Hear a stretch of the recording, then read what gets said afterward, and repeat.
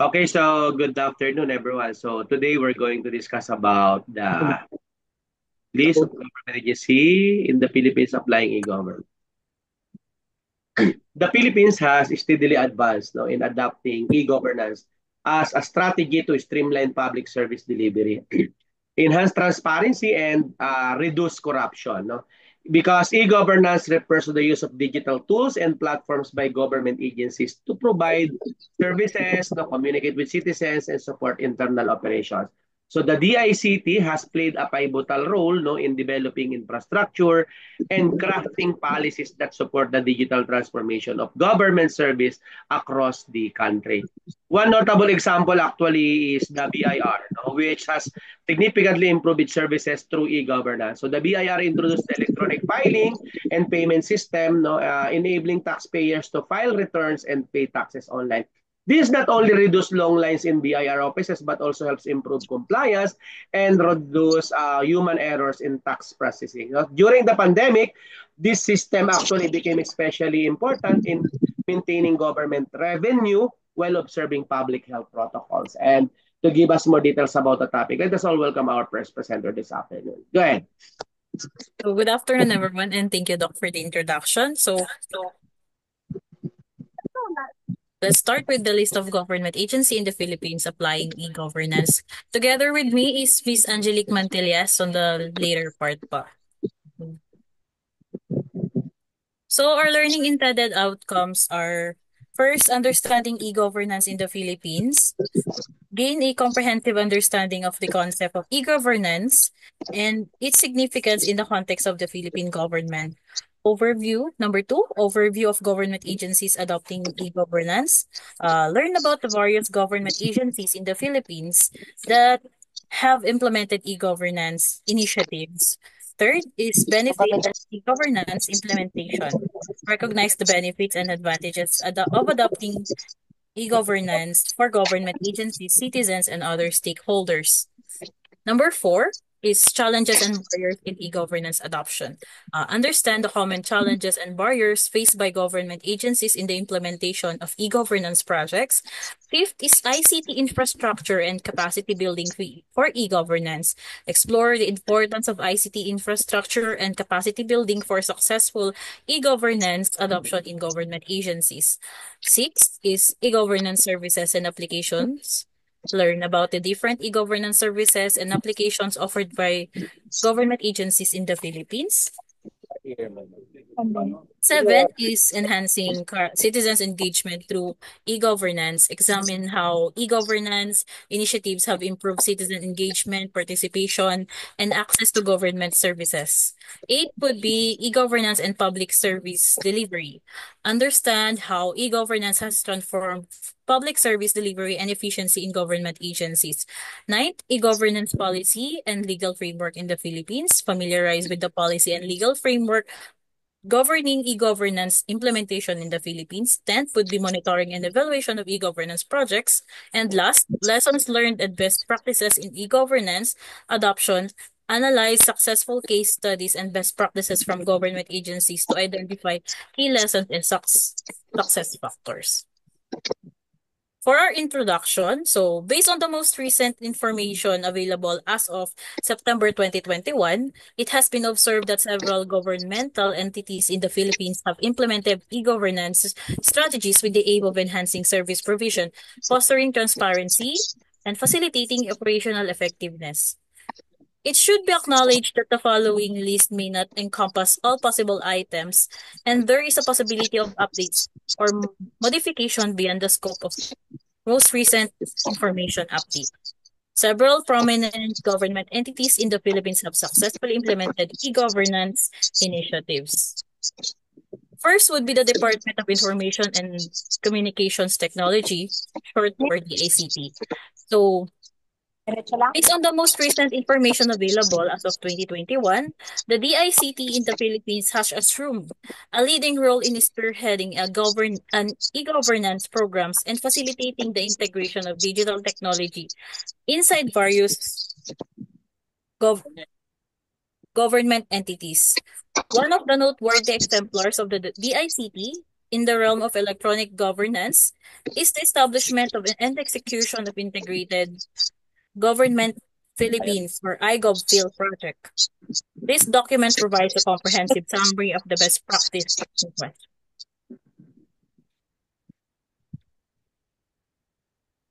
Tayo. So, Integrated Government Philippines or the iGovPhil project is spearheaded by the DICT is a prominent endeavor designed to enhance and consolidate government processes by leveraging information and communications technology ICT. The objective of the project is to better the delivery of public services, foster transparency, and optimize efficiency in governmental procedures. So, what are the key features and benefits of the iGovPhil project? First is Government Network or GovNet. So, the iGovPhil project has successfully implemented a specialized and highly secure government network or GovNet that facilitates the interconnection of various government departments, offering them a dependable and protected communication infrastructure. The GovNet platform enables the exchange of data and promotes collaboration among governmental organizations, resulting in enhanced coordination and increased efficiency in provision of service. Next is National Government Portal (NGP).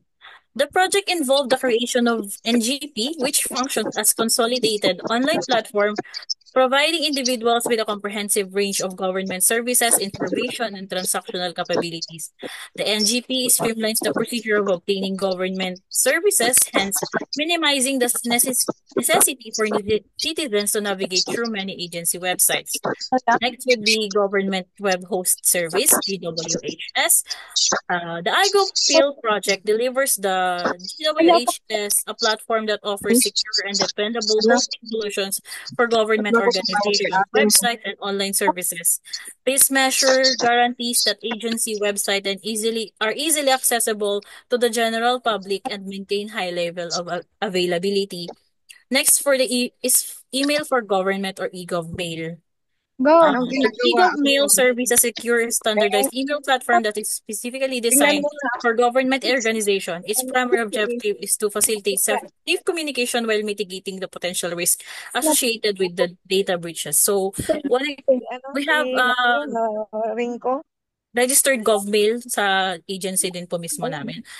Next is the Open Data Philippines, data.gov.ph. So, the iGovPhil project has initiated and implemented of Open Data Philippines, an internet-based platform that offers government data in an open and easily accessible manner to the general public. The practice promotes decision-making based on empirical evidence and facilitates the principles of openness and responsibility. Next would be the government cloud, cloud rather.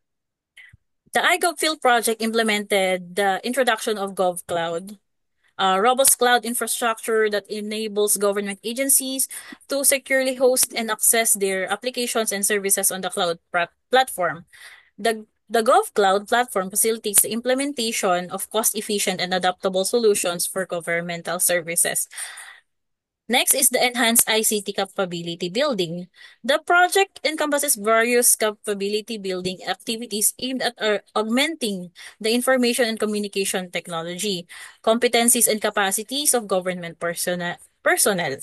Training programs are offered with the aim of enhancing the capabilities of government official and personnel in efficiency utilizing information communication technology tools and platforms. So, last week lang po, we have DICT as our learning service provider, just like this enhanced ICT capability which everyone can request for a training from them. So, yun po.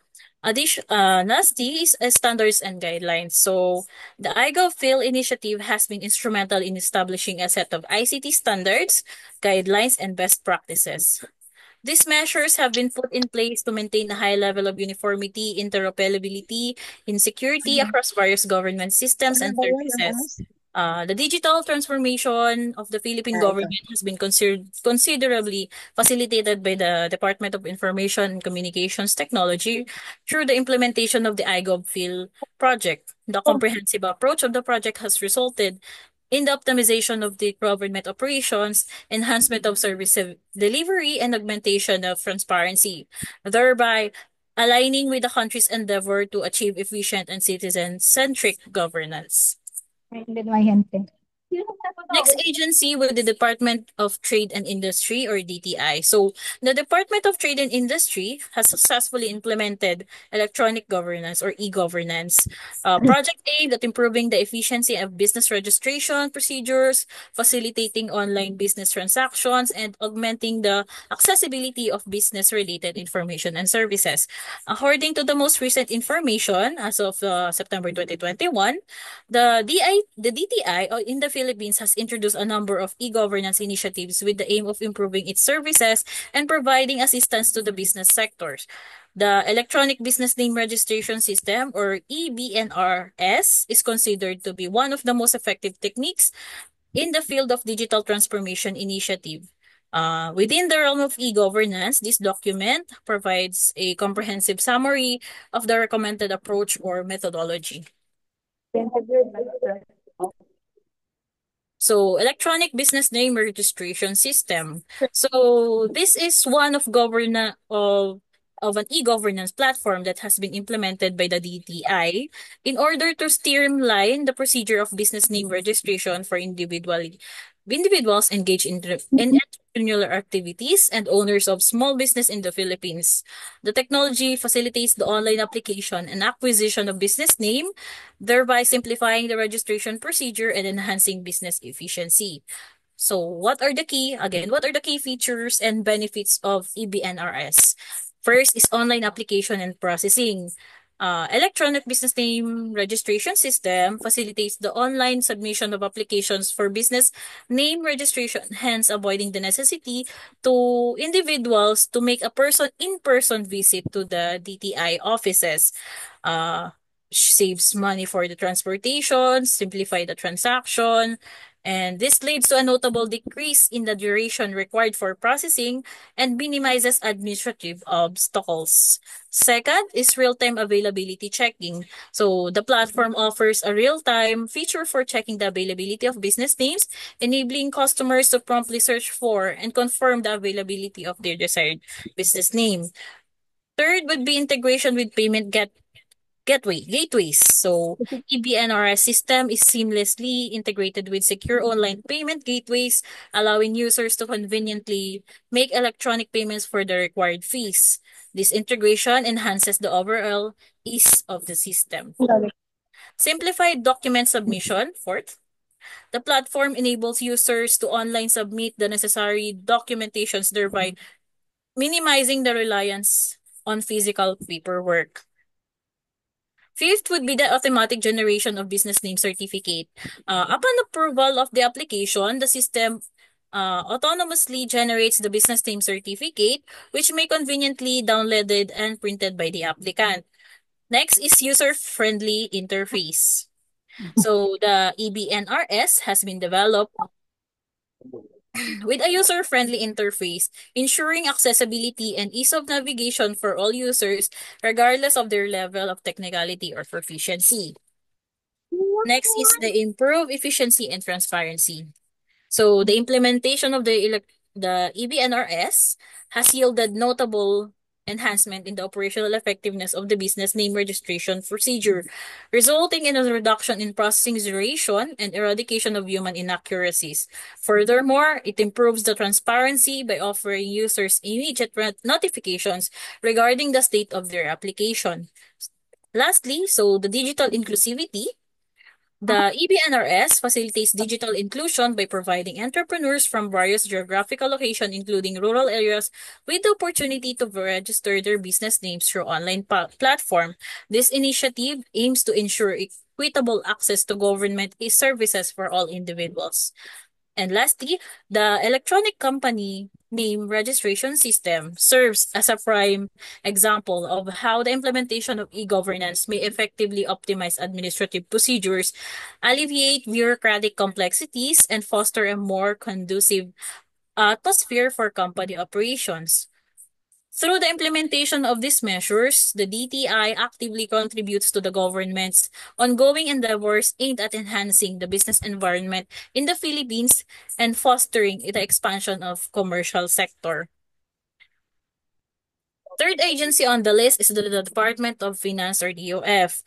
So the Department of Finance has implemented electronic governance strategies to facilitate tax collecting and management processes, which encompass the implementation of online platforms for online payment and filing. So again, based on the recent information, it has been observed that the Department of Finance in the Philippines has introduced a range of e-governance initiatives with the aim of improving tax administration, financial management, and e-service delivery. The electronic tax filing and payment system, or EFPS, is considered to be one of the most effective techniques in the field of e-governance. So, the electronic tax filing and payment system is an e-governance platform that was implemented by the Department of Finance in order to streamline the tax filing payment procedures for both individual and business taxpayers in the Philippines. The technology facilitates the electronic submission of tax returns and online settlement of tax payments, hence enhancing the convenience and efficiency in the process. So, what are the key and features and benefits of the EFPS? First, online tax filing. The EFPS provides taxpayer with the opportunity to electronically submit their tax returns through a secure online platform. This obviates the necessity of physical submitting of tax forms and paperwork. Next is real-time payment. The technology provides instantaneous payment processing, enabling taxpayers to promptly settle their tax obligations upon submission. These measures guarantees expedited processing of and mitigates the occurrence of delays in tax remittances. Next, with integration with authorized agent banks, AAB. The EFPS is seamlessly connected with authorized agent banks, providing taxpayers with the convenience of making electronic tax payments through a range of payment channels, including as online banking and electronic money transfer. Fourth would be secure data transmission. So the EFPS employs encryption techniques and secure data transmission protocols to safeguard the security and confidentiality of taxpayer information. Next would be immediate acknowledgement receipt. So taxpayers are promptly issued an acknowledgement receipt upon the successful submission of their tax returns and payments, serving as tangible evidence of their adherence to the tax regulations and fulfillment of financial obligations. Next is error, validation, and correction. The platform incorporates inherent validation checks and hence diminishing the probability of errors in tax returns. In the event that errors are identified, taxpayers possess the ability to rectify those errors prior to the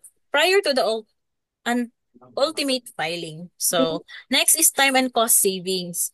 The implementation of digital platform for tax filing and payment, which is this one, the EFPS, offers taxpayers the advantage of saving time, reducing expenses associated with manual compliance procedure.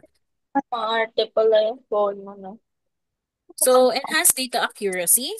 The implementation of an automated system Pasabay sa ano? in the form of the Yari yata. EFPS. Hindi.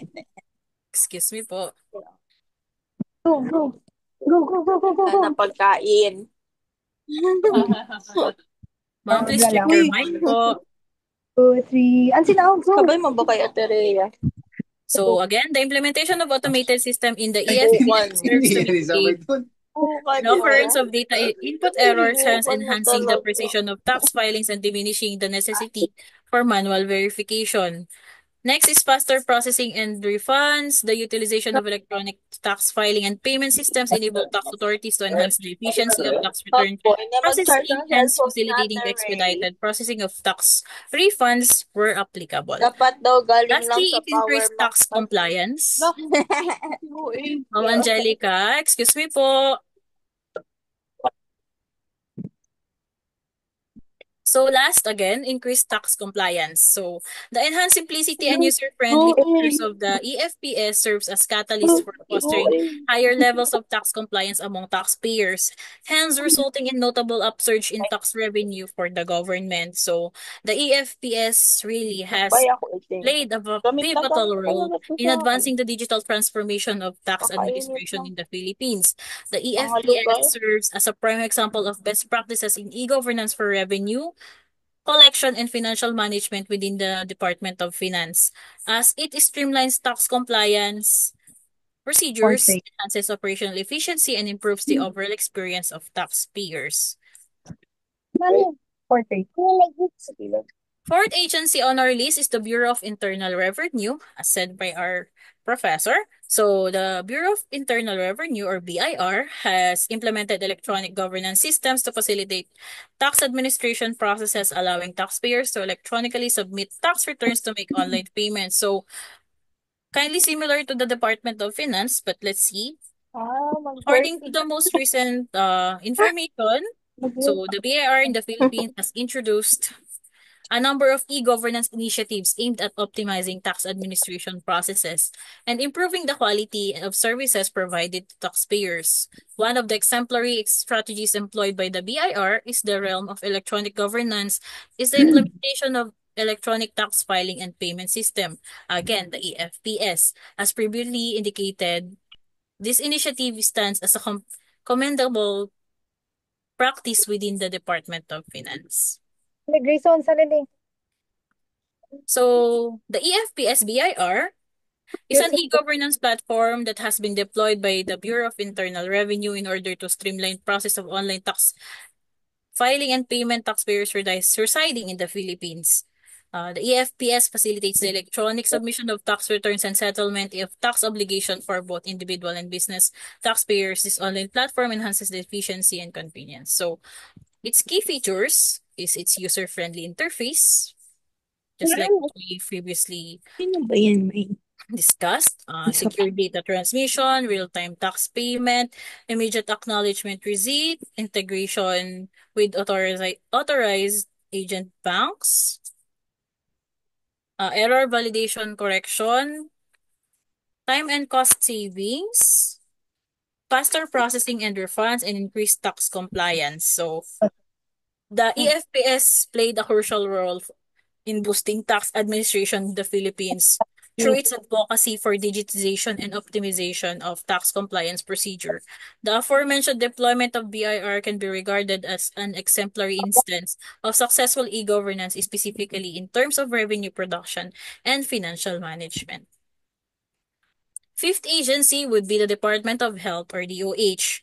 So DOH has implemented electronic governance, e-governance strategies within the healthcare sector, specifically through the introduction of online registration and appointment system in public hospitals. So, according to the recent information, the DOH in the Philippines has implemented a range of e-governance initiatives aimed at augmenting the healthcare services, advancing public health, and optimizing healthcare administration processes. The implementation of e-health Philippines program is considered to be one of the exemplary practices of the DOH in the field of e-governance. So, eHealth Philippines program is an e-governance effort spearheaded by the Department of Health with the objective of utilizing information and communication technology to increase the provision of healthcare, fortify health information systems, and bolster public health services. So its key features and benefits of the eHealth Philippines program is first, health information exchange.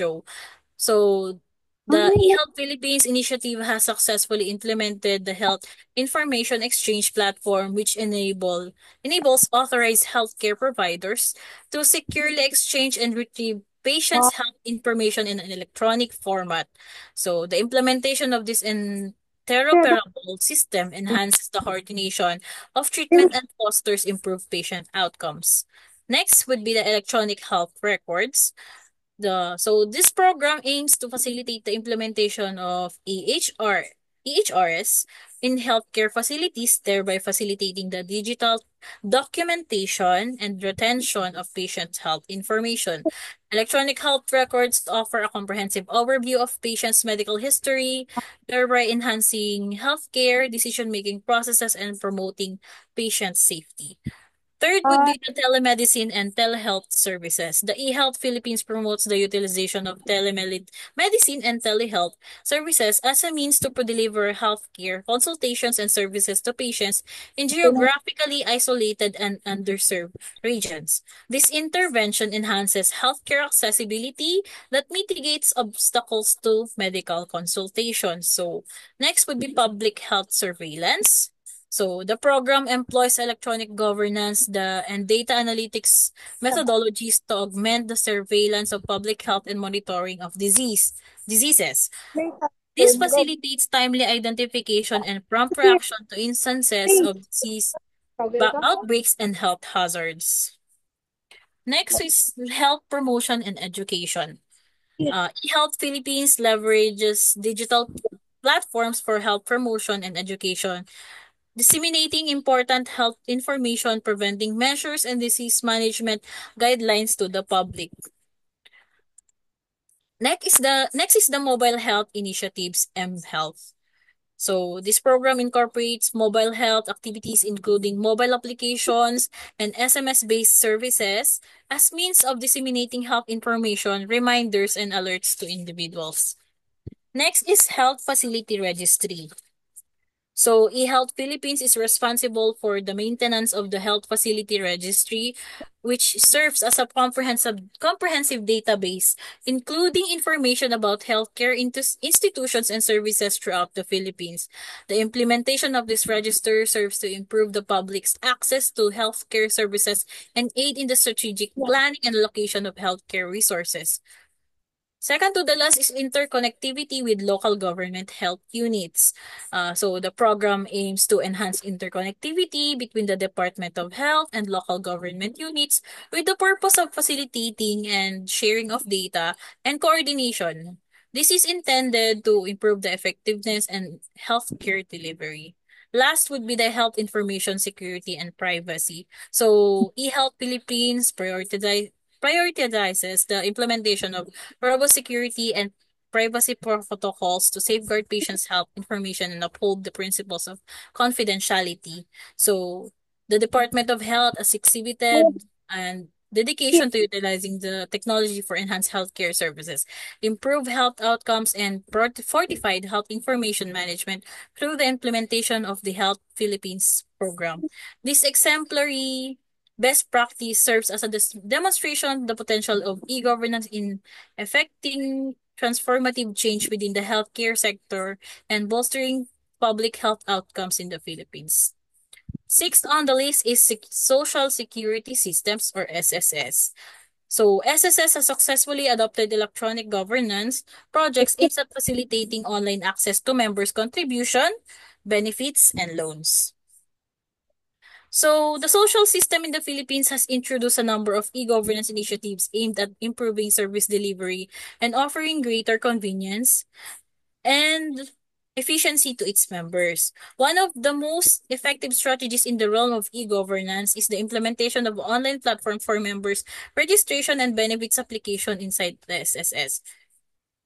So, online member registration and benefits application. The SSS has implemented an internet-based platform that enables its members to engage in online registration, update their personal details, and submit application for a range of benefits. The primary objective of this e-governance program is to enhance the operational efficiency by optimizing processes, minimizing reliance on physical documentation, and enhancing the quality of service provision to members of the SSS. So what are the key features and benefits of this online member registration and benefits application? First is online member registration. So, kaysa physically kang pumunta dun sa agency nila or sa establishment nila, pwede ka na lang mag-online registration. So next is self-service portal. So the online platform functions as a self-service portal, providing members with the ability to independently manage their SSS accounts without the necessity to physically visiting SSS offices. Next is faster application processing. The utilization of online platforms for benefit applications encompassing maternity, illness, and retirement benefits has resulted in expedited processing time, hence diminishing waiting periods and enhancing the overall satisfaction of beneficiaries. Next is real-time application status updates. Individuals have the ability to monitor the progress of their benefit application in real time, thereby receiving timely updates and notification using the online platform. Next is online payment for contributions and loans. So the platform offers a feature that enables online payments of SSS contributions and loans, hence enhancing the convenience and accessibility of transaction. Next is digital documentation. So individuals have the option to electronically submit the necessary documentation, minimizing the physically delivering of paperworks to their office. Next is userly friendly interface. The online platform has been intentionally created with a user-friendly layout which facilitates the ease of navigation and utilization of many digital services by its members. Sumobra. Oops. Next is enhanced data accuracy. So the utilization of digital application processes mitigates the likelihood of errors during data entry. Next is 24/7 accessibility. So being it's an online application, so the online platform affords its members the opportunity to avail themselves of SSS services at any time, any day or night, offering enhanced convenience and flexibility. Lastly would be the reduced operational cost. So the topic at hand, though, the provision of digital services, the social security system can enhance its operational efficiency by minimizing administrative and processing expenses. So the utilization of the online platform for members' registration by the social security system serves as a prime example of how e-governance may enhance the effectiveness and inclusivity of public services. The enhancement of the members' experience not only serves to improve overall satisfaction but also plays a significant role in the agency's ongoing digitalization efforts and timely leading to the provision of more efficient and simplified services to its beneficiaries. Seventh agency is the Government Service Insurance System, which has effectively implemented e-governance as a means of administering insurance and retirement benefits for government employees using online platforms. So, GSIS has undertaken several e-governance initiatives with the aim of augmenting its services and enhancing the overall satisfaction of its members. One of the most effective strategies employed by the GSIS in the realm of e-governance involves the establishment and implementation of the GSIS online member services site. The following, so so the GSIS again. So the GSIS online member services or OMS portal has implemented the is an electronic governance platform, designed to offer its members simple and easily accessible online services.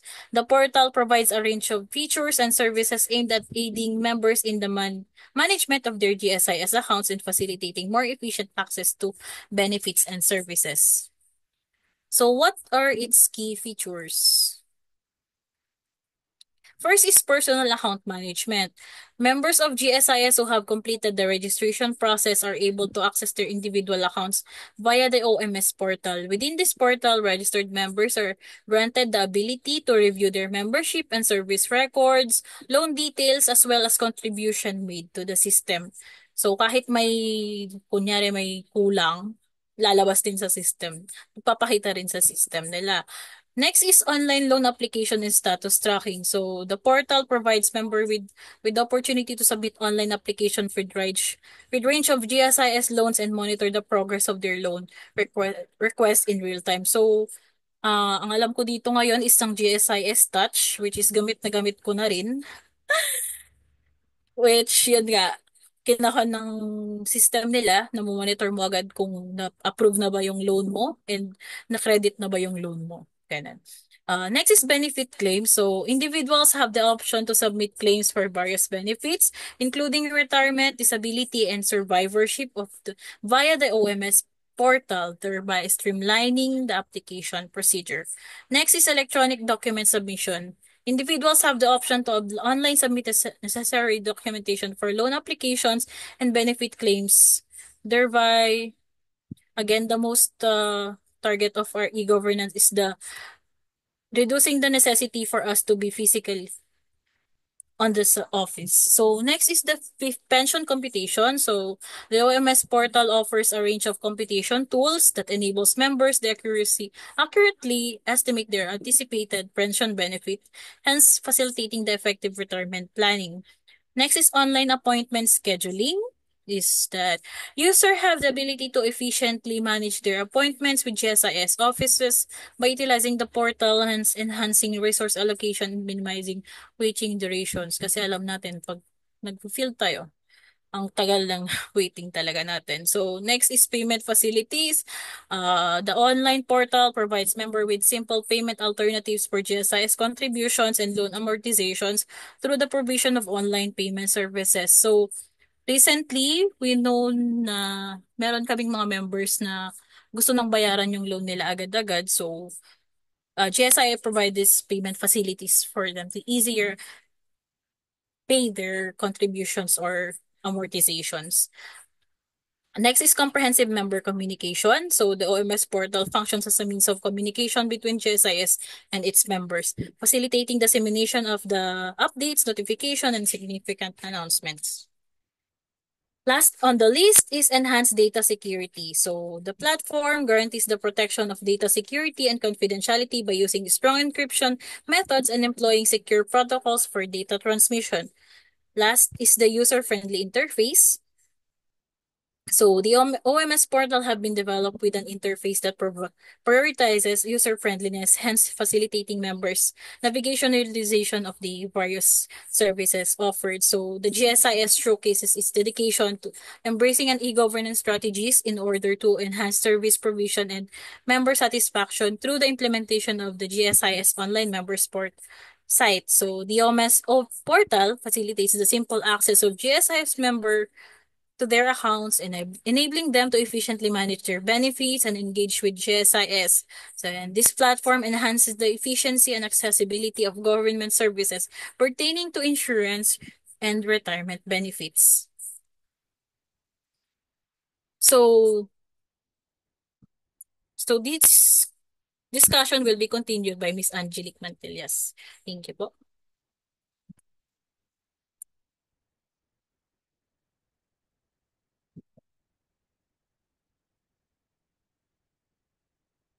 Carry on, Ma'am Angelique. Thank you.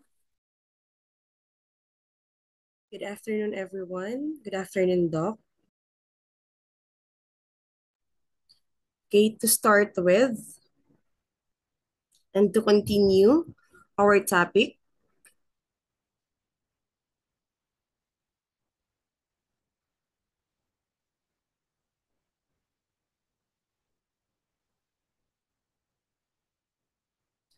okay, project governance. The management of project governance is an essential factor that exercises control over all facets of corporate operations. The concept of project governance has been formally described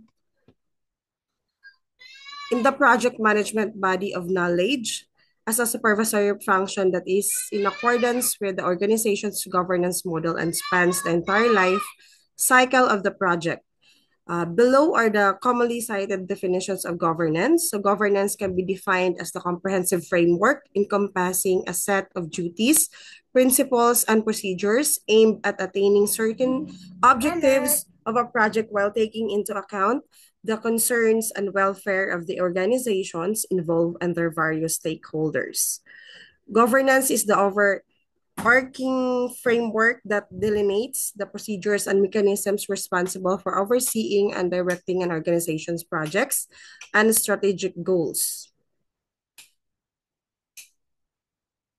Okay, and based on the aforementioned definitions, project governance may be conceptualized as comprehensive assemblage of management systems, regulations, protocols, associations, and frameworks that establish the context in which decisions are formulated for the purpose of project advancement and execution with the ultimate aim of attaining an organization's business or strategic objectives.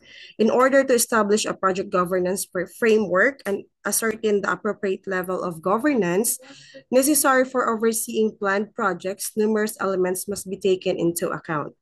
One crucial aspect to take into account is the scale of the organization, which could entail multiple sponsors and stakeholders. One additional issue to consider is the workload associated with the job, which may result in the presence of multiple levels of organizations and include the development of particular program or portfolio. So here is to start is the Land Transportation Office, or what we call the LTO. So the LTO has implemented e-governance as a means of facilitating online processes for vehicle registration. So siguro naman familiar po tayo kung ano po itong ahensyang ito. So not just vehicle registration, dito rin po tayo kumukuha ng driver's license. Nagre-renew din po tayo ng renewal of driver's license and various other transport-related operations.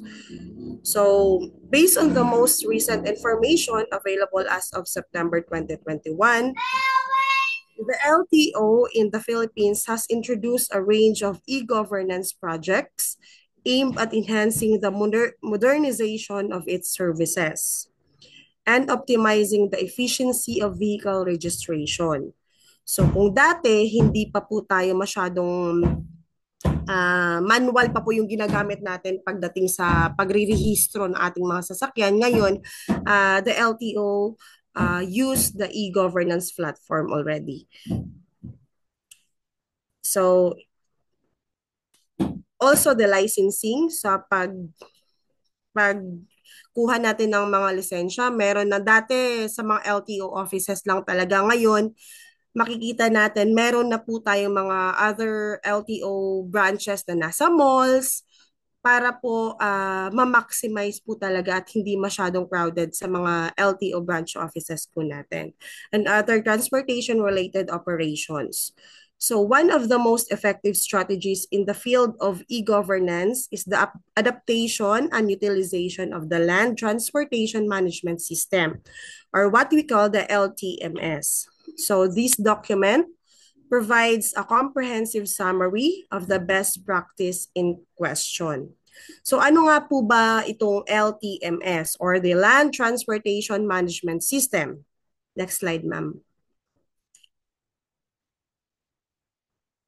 So the Land Transportation Management System, or LTMS, is an electronic governance platform that was implemented by the Land Transportation Office with the aim of enhancing the efficiency of vehicle registration, driver's licensing, and other procedures pertaining to land transportation. So the utilization of digital technologies by LTMS enables the provision of expedited and enhanced services to general population. So one of the key features, next slide, ma'am, please. So the key features and then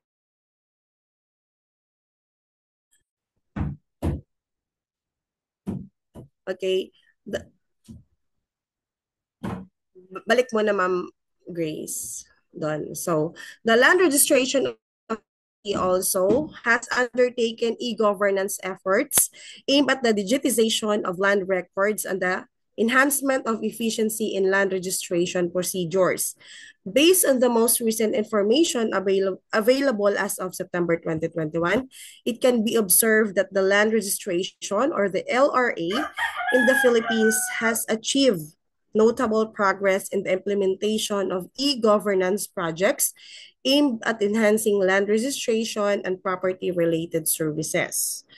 So one of the most effective strategies in the field of e-governance is the implementation of the Land Titling Computerization Project, or what we call the LTCP. So let's go back on the LTMS. So the key features and benefits of the Land Transportation Management System, or the LTMS. Next slide, ma'am. Sige pa po.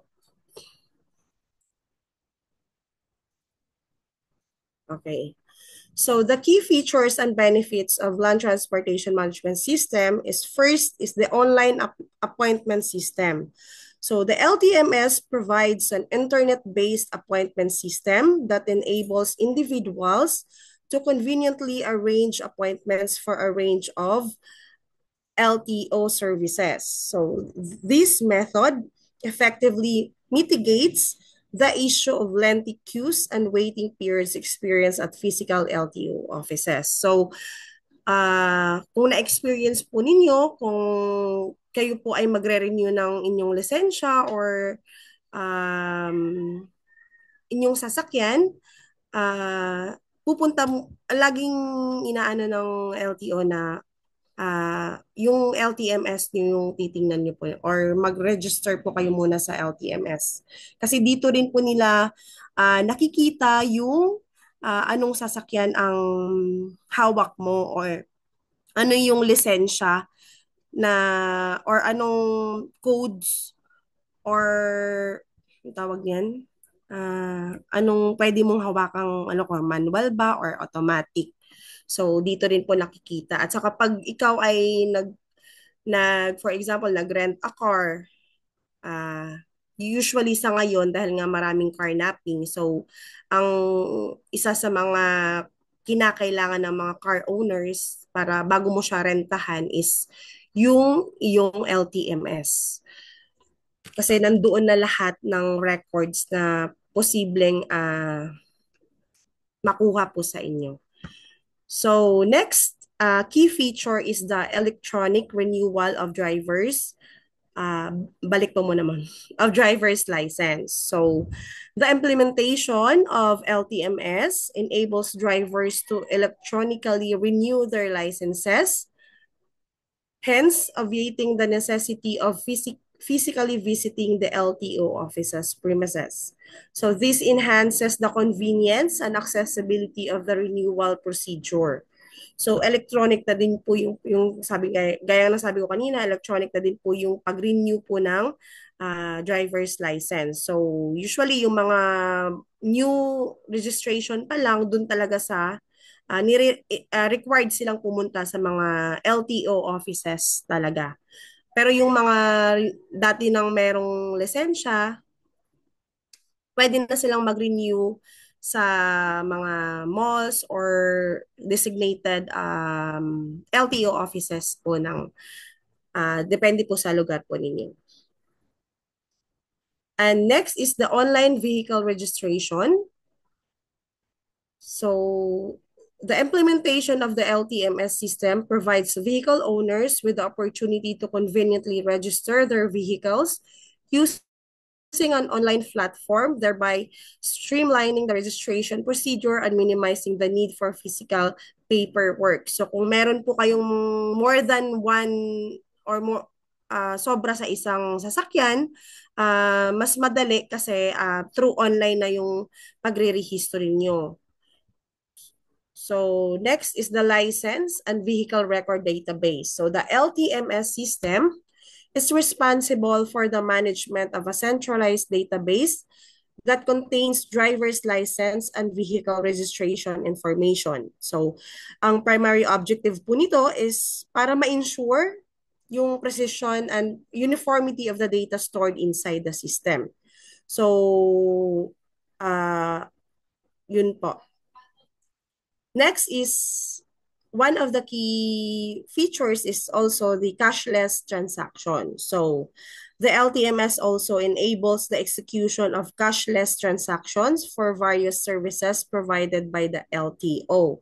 So this system allows individuals to make online payments for activities such as license renewal, vehicle registration, and payment of associated fees. And since nag-launch na nga sila ng cashless, so sa cashless, they also have the real-time status updates. So the LTMS enables users to effectively monitor the progress of their license renewal or vehicle registration application in a timely manner. So nakikita na po natin kung ano na po yung status ng ating pagkuha o pag-renew ng lisensya. So makikita na rin natin doon kung ano yung progress niya. So this system promotes transparency by giving real-time updates, hence mitigating doubts para hindi na kayo kakabahan, or usually kasi yung iba ang ginagawa ay meron silang third party, so hindi sila mismo yung nagre-renew, kaya minsan doon tayo maraming gaya nga ng sabi nila, maraming mga fixers, so yun talaga hindi natin malalaman na kung ano na yung status ng renewal natin kung sa fixers tayo magdedepende. Kasi nilaunch na nga po nila ito, yung e-governance platform na to para mas mabilis yung proseso at saka mas updated po tayo. Okay? So, next is the key features of Ma'am Jen. Let's go back to the LTCP po.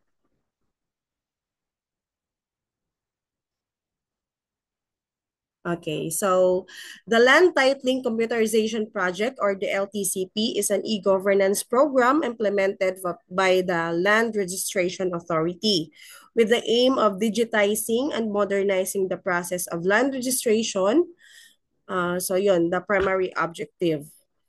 So the key features and benefits of Land Titling Computerization Project, or the LTCP. Next slide, Ma'am Jen.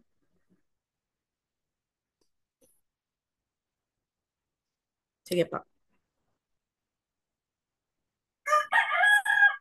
Isa pa, Ma'am. Isa pa po. Okay, so these are the key features of the Land Titling Computerization Project. So first is computerized land records. So the Land Title Computerization Project entails the digitization of land records, facilitating the establishment of a consolidated and electronic repository of land titles and property-related data. So next is the online verification of land titles. So the land title, or the LTCP, offers an internet-based system that enables anyone to authenticate and confirm the legitimacy and accuracy of land titles. This platform serves to enhance transparency and mitigate the potential of fraudulent activities during property transactions. So dati, yung mga pag kayo po ay may biniling isang property or land property. So, yung land title dati ay manual pa. So, hahanapin pa sa libro. Pag pumunta kayo sa DENR or sa munisipyo, sa assessor's office, pahirapan pa. So, ngayon, since gumamit na rin po tayo ng e-governance na LTCP, so mabilis na po natin natatrack yung isang property, or mabilis nating nalalaman yung isang property kung siya ba ay, kung sino po yung owner ng mismong land title na yon, kung updated din po ba yung kanyang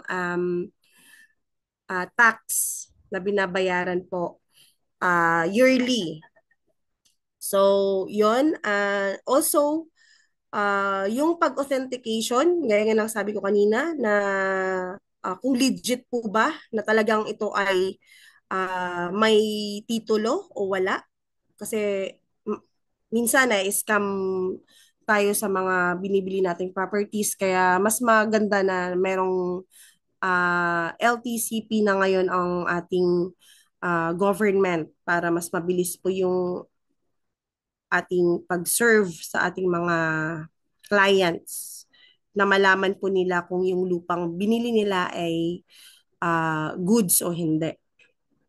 So, next key feature is the electronic document submission. So, the LTCP enables the electronic submission of land-related documents, thereby decreasing reliance on physical documentation and expediting processing times. So, mas mabilis na rin po ngayon yung pag-convert ng pangalan. So, for instance, yung dati ninyong titulo ay naka-mother title pa and then gusto niyo pong ipalipat to sa pangalan mo na. So, mabilis na rin po yung proseso unlike po before. So, integration with other government agencies. So, the LTCP is well connected with several governmental entities that are engaged in land registration and property transactions. So this integration facilitates the smooth interchange of information and enhances coordination among these agencies. So yun nga, mabilis na rin yung pag-forward or pag-exchange ng mga ano kung magtatanong from DNR, tapos pupunta ng munisipyo, so mas mabilis na siya. Kasi centralized na din yung kanilang mga database. So, next is the improved efficiency and accuracy. So, isa sa feature is nag-improve na yung efficiency and accuracy. Improves operational efficiency and precision in land titling by implementing digitization of land records and automating associated procedures. So this results in reduced processing durations and decreased occurrence of errors. And next is the enhanced data security. So the Land and Title Certification Program employs comprehensive data security protocols in order to safeguard confidential land-related data and maintain the integrity of records. So dito, yun nga, for example, yung sa tita ko. So, may nabili silang lupa and then, yun nga, akala nila rights lang kasi yon dati. So, nabili nila na rights and then may nagkapirmahan lang. Tapos, nung after 20 years, gusto na nilang patituluhan. So, nung pinatituluhan na nila, ang nangyari ay may iba ng nakabili dun sa titulo na yon na kumbaga pa pinagawa ng mabilisang titulo yung lupa na yon kahit pa meron silang black and white. So since black and white lang yon, so yun nga, dahil mayaman yung nakabili, so medyo give up na lang nila yon yung lupang yon kasi kumbaga pa yun nga, dapat talaga yung security ng isang lupa ay ahead of time sana nilang nagawa yon. So, yon. Transparency in land transactions. So, the LTCP facilitates the enhancement of transparency in land transactions through the provision of trustworthy and current land information. And next agency is the Land Registration Authority or the LRA. Ay, tapos na pala yan. So, sorry. The next agency is the Securities and Exchange Commission or the SEC. So the SEC has implemented electronic governance as a means of facilitating online registration for business names and other corporate registration services.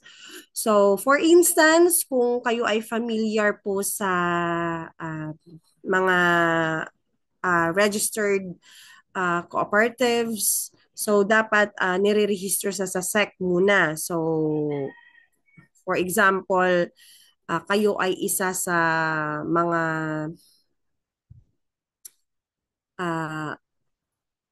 tawag nito, miyembro ng isang kooperatiba. So, mas maganda na sila po ay SEC registered para meron po tayong habol sa kanila. Okay, so based on the most recent information available as of September 2021, it has been observed that the Securities and Exchange Commission in the Philippines has introduced a number of e-governance projects with the aim of augmenting its services, fostering openness, and enhancing regulatory procedures. So one of the most effective strategies employed by the SEC in the realm of electronic governance is the adoption and utilization of the electronic simplified processing of application for registration of company system, or what we call the SPARC. So presented below is the comprehensive discussion of the aforementioned excellent practice. So ano po itong SPARC? So ito yung Electronic Simplified Processing of Application for Registration of Companies. So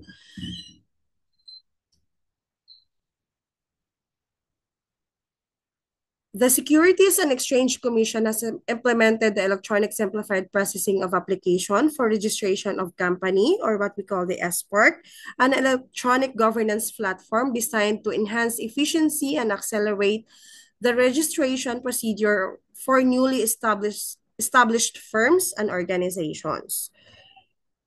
So, next slide, ma'am. And what are the key features of SPARC? So first is the online company registration. So the SPARC platforms facilitates the online registration of firms by means of a digital application process, thereby mitigating the necessity for in-person visits to the offices of the SEC, or the Securities and Exchange Commission. The next key features and benefits is the simplified application forms. So the platform offers application forms that are designed to be user-friendly and simple, hence facilitating accurate completion of the registration procedure for firms. Next key feature is the real-time application tracking. So SPARC provides applicants with the capability to follow the status of their application in real-time basis. So enabling them to closely monitor the progress of their registration and rapidly get updates. Also, the online payment facilities. So the platform facilitates the online payment of registration fees, so offering businesses more convenience and heightened security in payment processes.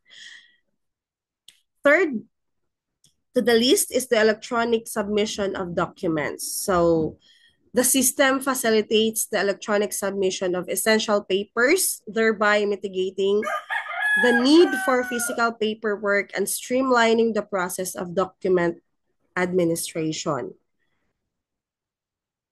Second to the last is the accelerated processing time. So mas mabilis yung kanilang processing. So minsan depende po sa kanilang business. So yung iba ay may one-day processing lang. So depende po kung kompleto po yung kanilang mga business permits. And lastly is the user-friendly interface. Okay, next slide, ma'am, please. Now we go to the Civil Service Commission. So, siguro naman lahat tayo, lalong-lalo na yung mga nasa government agencies, so familiar sa ahensyang ito. So, the Civil Service Commission also use the e-governance platform. So, this include the implementation of online platforms for civil service examinations, applications, and the provision of various services pertaining to government personnel. So based on the most recent information, it can be observed that the CSC in the Philippines have been aggressively implementing e-governance projects with the aim of enhancing its service delivery, fostering transparency, and facilitating effective human resource management within the government sector. The introduction of the online career service examination system is considered to be one of the most effective practices in the field of the Civil Service Commission in the context of e-governance. So provided is the comprehensive analysis of this exemplary practice. So one is the online career service examination system. So the CSC system is an e-governance platform. Its purpose is to enhance and streamline the administration of career services examinations for both government personnel and candidates. So the technology facilitates the online administration of examinations, hence enhancing accessibility and convenience for users. So what are the key features and benefits of online career service examination system?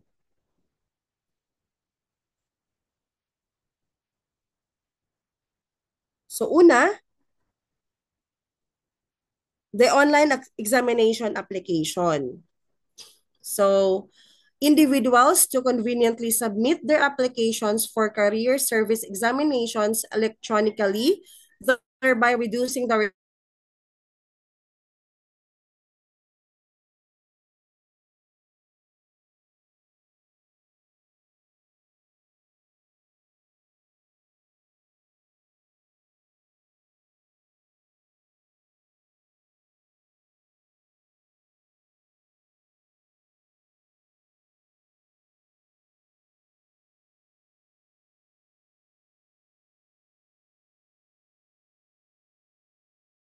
agad yung result right after the exam. Unlike po sa paper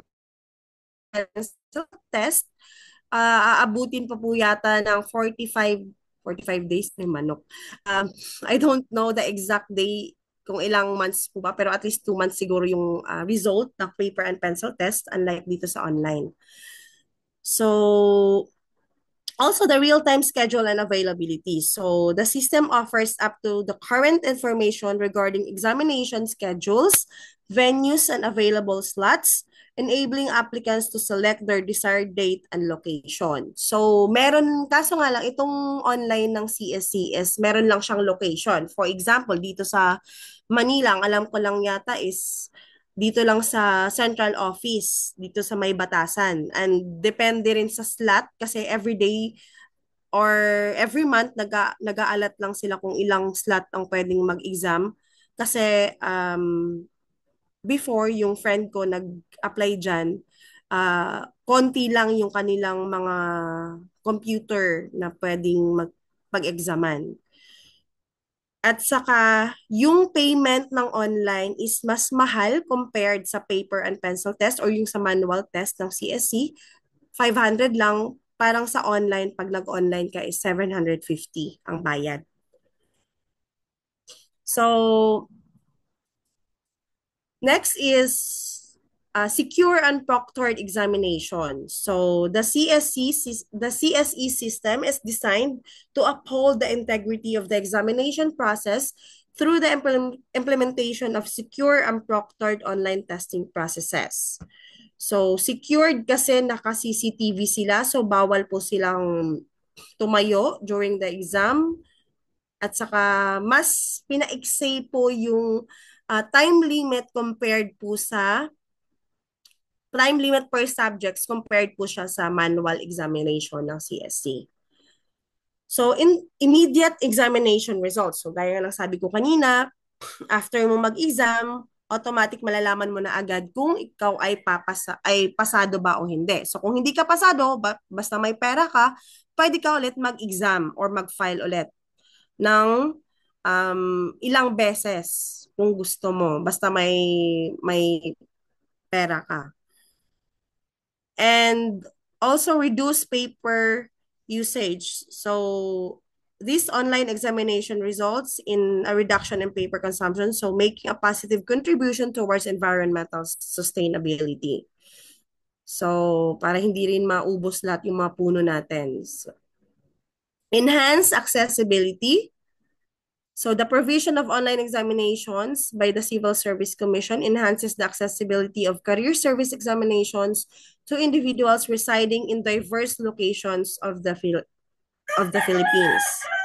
And lastly is the digital certification. So the technology facilitates the issuance of examination results by offering digital certificates to candidates who have successfully completed the examination process.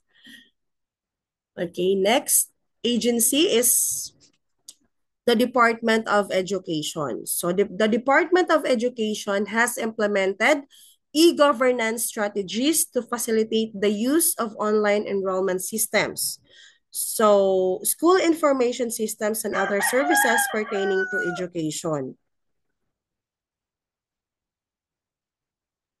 So as of the recent knowledge update in September 2021, the Department of Education has launched the e-governance strategies to augment the provision of educational services, enhance administrative procedures, and foster improved communication with various stakeholders. So the installation of the Learner Information System, or what we call the LIS, is considered to be one of the most exemplary initiatives of the department. So, ano nga ba itong LIS? So, the Learner Information System is an electronic governance platform that was implemented by the DepEd. So, with the purpose of centralizing and overseeing data pertaining to learners, teachers, and educational institutions. So the Library and Information Science, or the LIS system, facilitates the effective administration of student records, academic achievements, and other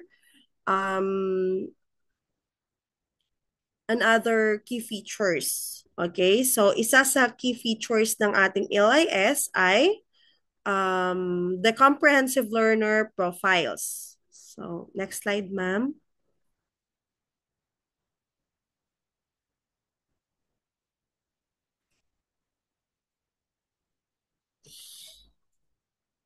So, one of the key features ng LIS ay the comprehensive learner profiles. So,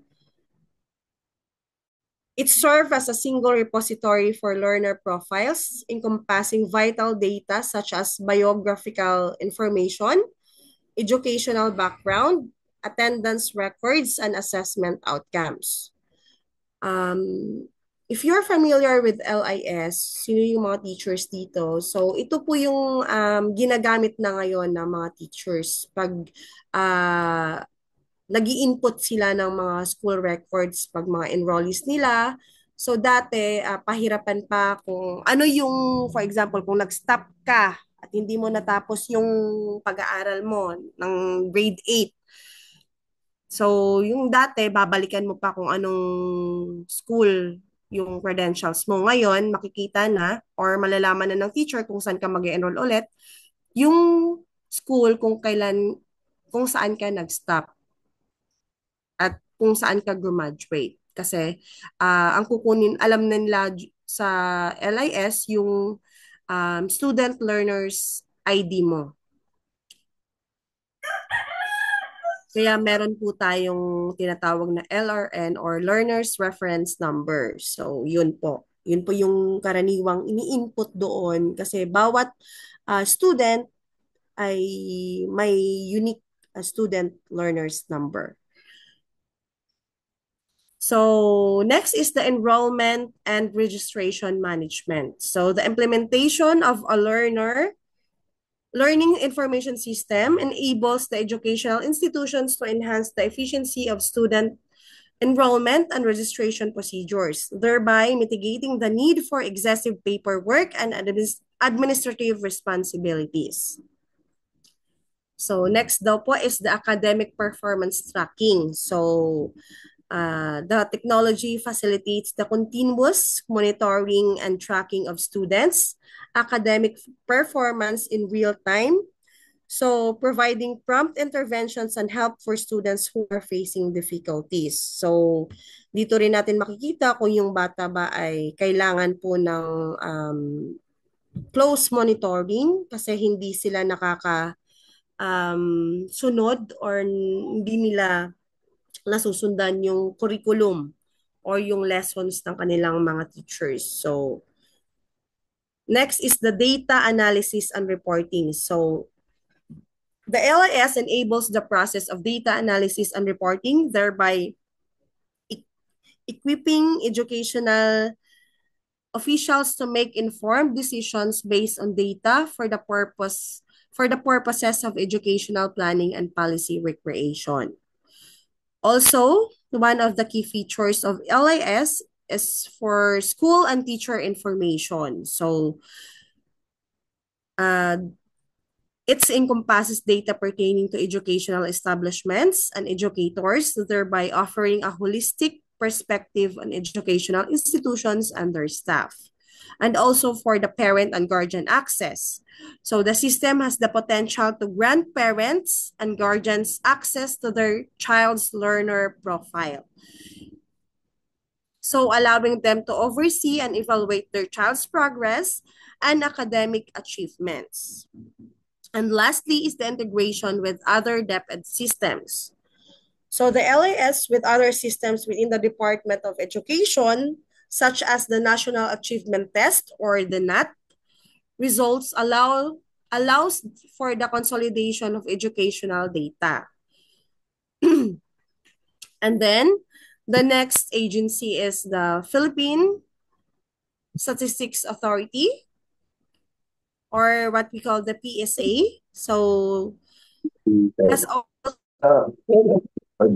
has successfully developed an e-governance system to facilitate civil registration services, which now includes the option for individuals to request birth and marriage certificates online. So meron na tayo ngayong, kung nakatry po kayo ng PSA helpline, so pwede na po kayong mag-order or mag-request ng PSA, Senomar, or death certificates ng inyong mga minamahal through your convenience. So, yun nga, medyo pricey lang siya compared kung mag-walk-in ka doon sa mismong PSA office.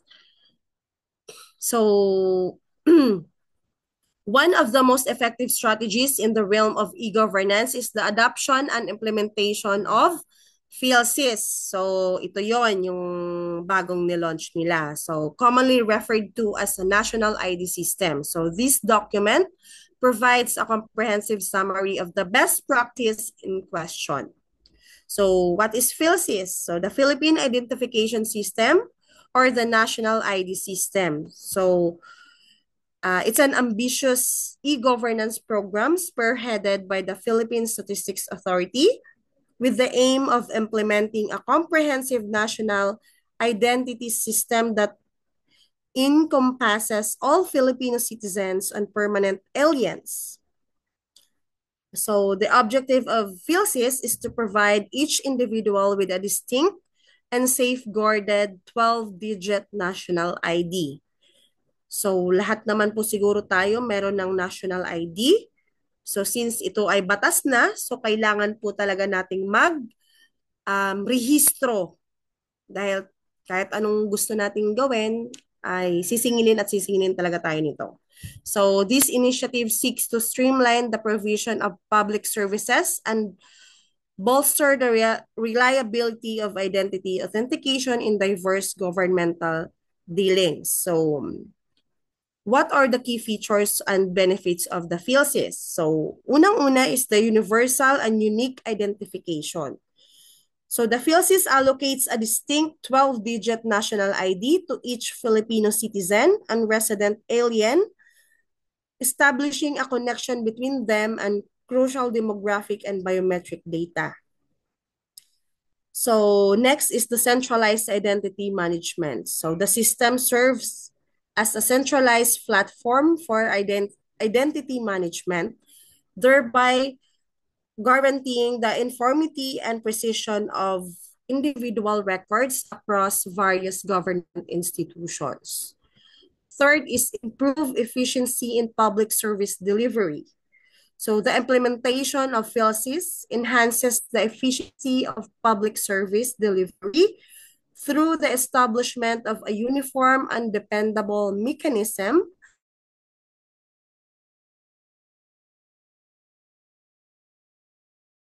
in administrative documentation and processing duration across diverse governmental interactions.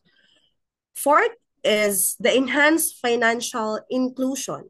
So the PhilSys facilitates financial inclusion by functioning as a legitimate form of identification, thereby simplifying the process for individuals, particularly those who are unbanked, to avail themselves of financial services. Fifth is reduce redundancy and duplication. So the system serves the purpose of mitigating the occurrence of identity duplication and also development of many identities for a single individual, hence diminishing the likelihood of fraudulent activities and unauthorized usage. And lastly is the enhanced data security. Next agency is the Department of Foreign Affairs.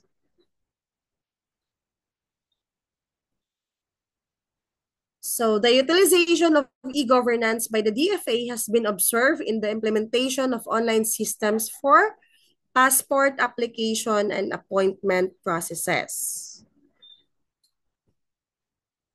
The adoption of passport e-portal system is considered to be one of the most effective practices in the field of e-governance for the DFA. So, ano nga ba itong passport e-payment system? So, the passport e-payment system is an e-governance effort that has been implemented by the DFA with the aim of modernizing the payment procedure for passport services. So, the implementation of the system enables applicants to conveniently settle passport fees using online platforms. So, pwede na natin siyang bayaran through GCash, Maya, or sa mga bank transactions po. So thereby enhancing the efficiency of the application procedure and diminishing the necessity for in-person cash transactions at the DFA location. So pag nag-apply ka ng passport, so dun ka na magbabayad sa mga sa online na mga or mga over-the-counter payment centers po na designated po ng DFA. So, hindi na mismo doon sa DFA ka magbabayad. So, wala na pong walk-in na doon ka magbabayad pa sa DFA. So, bago ka makaset ng appointment, kailangan mo muna siyang bayaran bago ka pumunta doon sa appointment date mo. So, these are the key features of a passport e-payment system. So, first is the online payment convenience. So the passport e-payment system facilitates the online payment of passport fees by applicants through a range of payment options, including credit debit cards, internet banking, and electronic wallets. So yun yung sinabi ko kanina. Pangalawa is the reduced cash transaction. So the implementation of online payment aims effectively diminishes the necessity for cash-based transactions in the DFAs, fostering operational efficiency and security measures. So next is faster payment processing. So mas mabilis na po ang pag-facilitate ng payment. So processing of passport applications by streamlining the verification of payments. So malalaman po natin agad kung ito po ay successful yung payment. And real-time payment confirmation. So applicants are promptly notified in real time of the successful completion of their payment, thereby ensuring that their payment has been duly received and processed by the DFA. And also the digital receipt generation. So the technology is capable of producing electronic receipts for passport fees, which can serve as valid evidence of payment for applicants. Next is the simplified payment tracking. So the Passport e-payment system facilitates the ability of applicants to monitor the status of their payment and the development of their passport application using an online platform. And lastly is the enhanced data security. So the implemented system incorporates comprehensive data security protocols in order to safeguard the personal and financial information of applicants throughout the payment procedure. So since meron nga po tayong Data Privacy Act sa Philippines. Next government agency is the local government units or the LGUs. So numerous local government entities in the Philippines have adopted e-governance efforts to facilitate a range of services such as company permits and licensing, real property tax payments, and citizen services. So one of the most effective strategies employed by the LGU or the local government units in the realm of electronic governance is the adoption and utilization of a comprehensive e-government portal or digital service delivery platform. So this document provides a comprehensive summary of the best practice in question. So first is the comprehensive e-government portal or digital service delivery platform. So ano nga ba itong platform na ito? So refers to an integrated platform that enables LGUs to offer a diverse array of government services and information through online channels. So this platform functions as a centralized hub that facilitates the provision of diverse services, allowing individuals to digitally access government services, make queries, and submit applications. So what are the key features of comprehensive e-government portal? So first is the online service applications. So individuals have the opportunity to avail themselves of diverse government services through online, including but not limited to business permits, building permits, certificates, and several other services provided by the local government authorities. Next is the digital payment system. So this offers digital payment services for government fees, taxes, and various other payments, thereby mitigating the necessity for actual currency transactions. Next is the service tracking and status updates. So individuals who have submitted service applications have the ability to monitor the current status of their applications in real time and receive regular information regarding the progress being made. So isa rin po sa key feature na ginagamit ng mga LGUs natin is the access to government information. So the website provides users with the opportunity to access a diverse array of governmental information encompassing various forms such as announcements, alerts, and municipal rules.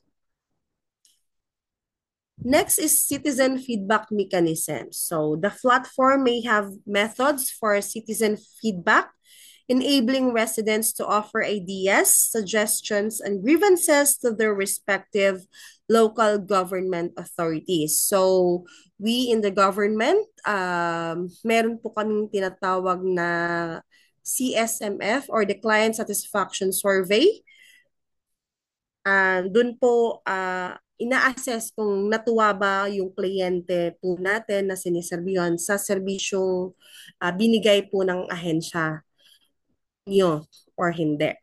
So, isa po yan sa citizen feedback mechanisms. So, next is the online directory of government offices. So, an extensive compilation of government offices, inclusive of their respective contact details and designated office hours, can be accessed through an internet platform, hence promoting effective communication between residents and government officials. So, yon, and directory of government offices. So, usually sa mga cities, lagi natin tong nakikita, yung mga directories ng mga sa QC 911 or 211 para sa mga emergency directories po natin. So next is the transparent governance. So transparent governance facilitates the enhancement of openness in local governance by the provision of accessible budgets, financial reports, and public records. And lastly is the digital form.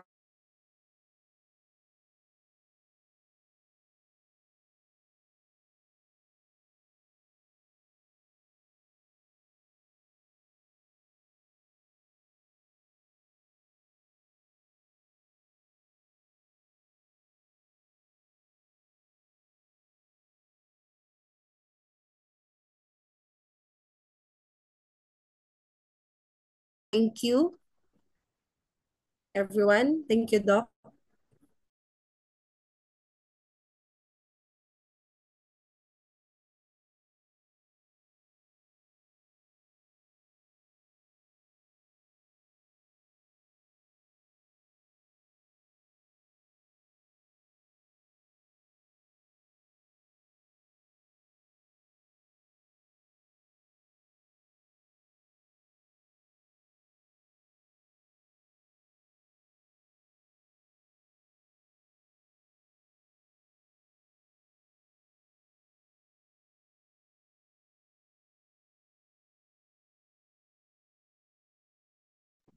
Okay, thank you so much, no, presenter, no, and so you will be able to discuss the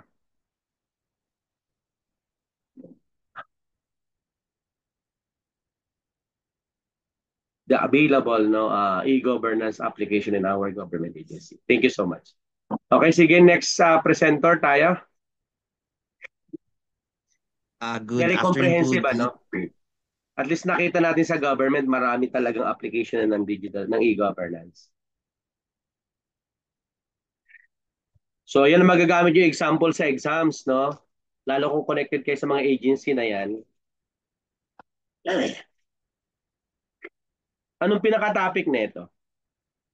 Digital governance na to, no? Ay, digital, ano? Transformation, ano?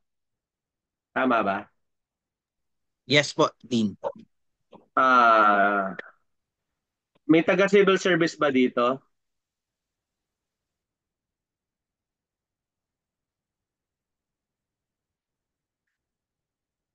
Pa-picture muna, tapos pa-post, ano?